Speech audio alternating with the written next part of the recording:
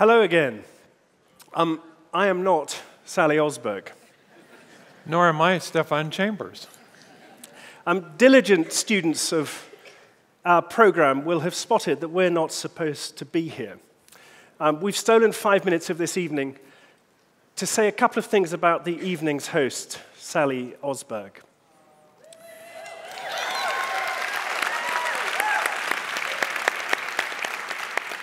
Sally spends her time honoring others, deflecting praise and attention, and we've snuck out here to change that and to say why we think she's amazing. And we decided that what Sally really, really needed was men with matching hair telling her stuff she already knows.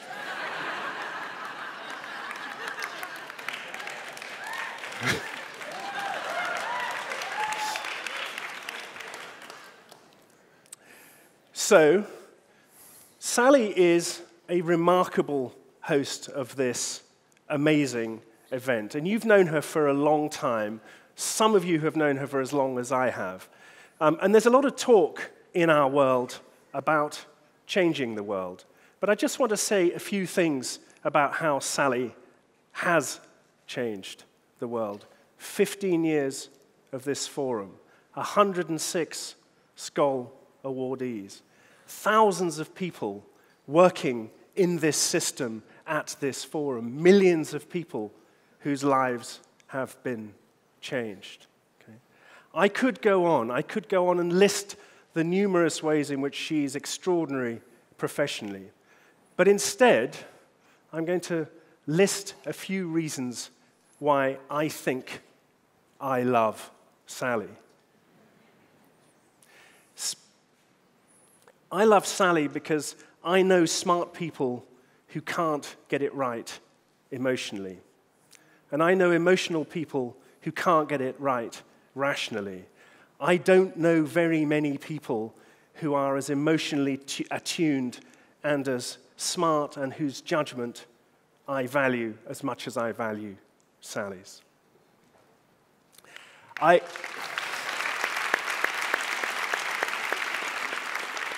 I love her for her fierce compassion.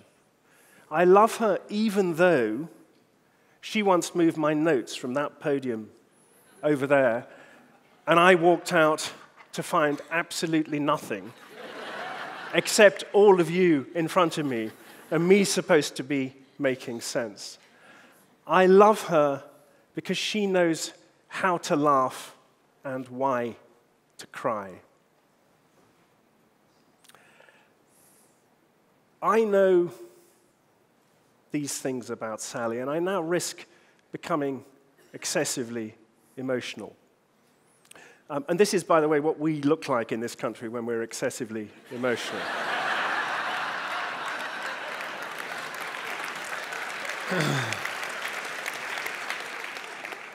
So, thank you, Sally. I love you.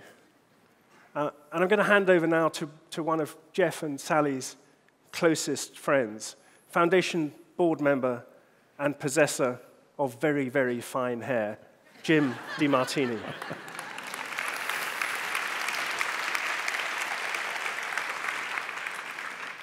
Well, better that we have the hair we do than not. I'm honored to be here tonight representing Jeff, the Foundation Board, and the Jeff Skoll Group family of organizations, of which there are many. And my first responsibility is to read to you a letter from Jeff. A letter, by the way, he was editing last night. So if I get a word wrong here or there, you'll know why. And it says, "Dear friends, greetings to all of you in Oxford. I'm sad that I cannot be with you, but I had a serious back surgery last week, and I've added to the metal collection in my back. One day, some future tomb raider will stumble across what is left of me and make a fortune. Titanium is the new gold."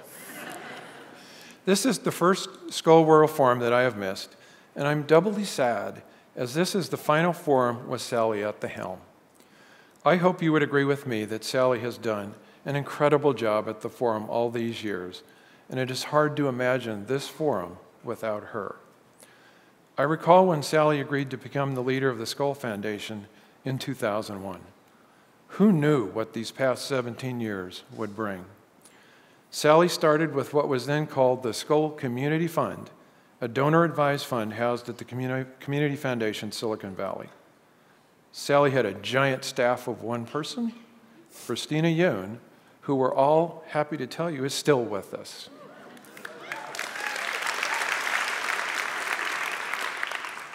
One of the first things Sally did was take me to meet her mentor, John Gardner, the man who had introduced the Great Society programs in America when he served under President Lyndon Johnson.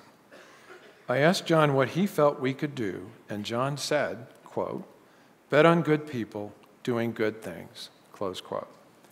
We took that as our marching orders and eventually decided that good people doing good things was a very apt description of the nascent field of social entrepreneurship. We worked with our team in our early board and emerged with a new name, the Skoll Foundation, and a new mission with social entrepreneurship at its core. Since then, Sally has been an unstoppable driving force in the world of social change, as well as an incredible partner to me as I began my road into philanthropy. What has Sally accomplished? All of you, for starters. She helped build a community that punches above its weight and puts the entrepreneur into social entrepreneurship. Sally walks fast. She really walks fast, by the way. She credits her father, a New Yorker, for encouraging a brisk pace, no waste to time. Sally is impatient for social change she sees out there on the horizon. Not only does Sally walk fast, but she also sings loud. Over the years, Sally and I have adopted Imagine as our go-to karaoke song sung together at pub nights here in Oxford. Imagine is the perfect soundtrack for Sally's leadership of the Skoll Foundation. She imagined a world few could, a world that would systematically recognize, lift up, connect, and celebrate social entrepreneurs. I could go on and on, as Sally's contributions are vast, but time is precious, and I promised Sally I would not embarrass her by going overboard too much. But let me say clearly, I'm deeply grateful to have had Sally as a pillar for good in my life all these years. Social entrepreneurship would simply not be the same without her tireless devotion to improving the lives of the vulnerable. Her ability to imagine and act has served us all remarkably well. Don Henley, who co-wrote Hotel California, was at last year's forum, as many of you know. And as he says in that song, quote, "You can check out anytime you'd like, but you can never leave," close quote. Really like that song, by the way. Sally may be preparing to check out as the CEO of the Skoll Foundation, but as our friend and treasured member of this community, she is, thankfully, not going very far. With all that is going on in the world today, we need to strengthen old bonds and forge new ones. Titanium may be the new gold, but Sally is stronger and more precious than either one of them. Much love, Jeff.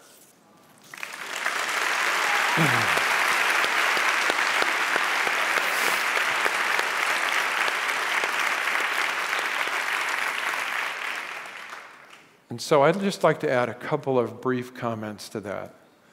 When you think about John Gardner's advice of betting on people doing good things, it's clear that the Foundation's very first bet on good people doing good things was Sally.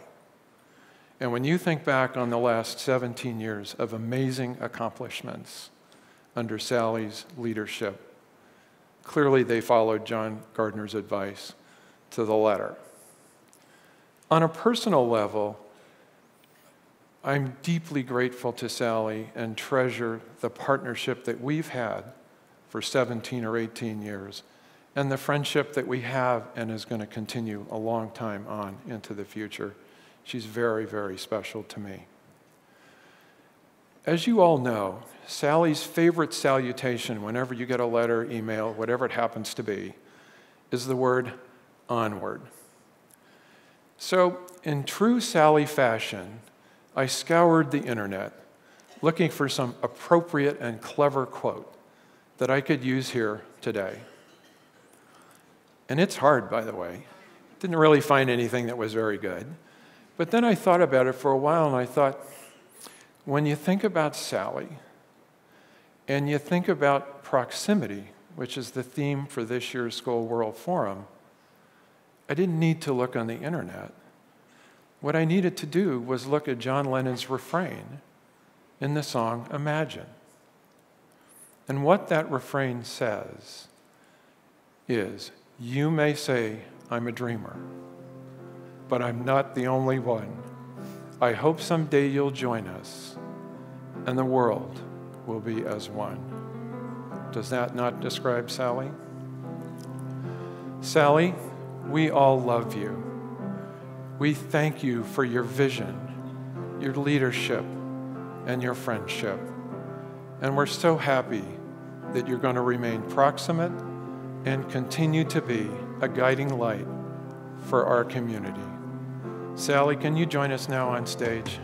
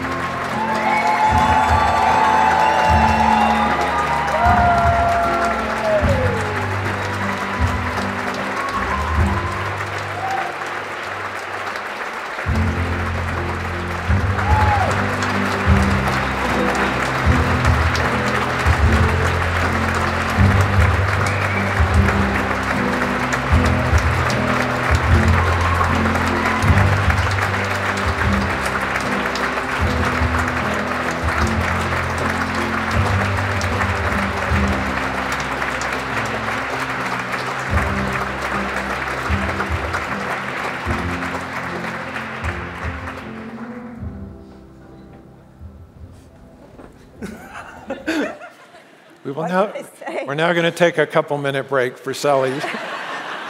It's not in the program either. Don't leave your seats. It's hard to be thanked when it's I who wants to do the thanking. To Jeff for trusting me all those years ago. To Stephan, who's been my partner in crime all these years. To Jim, who's always been there. To my daughter, Jerusha, who's here.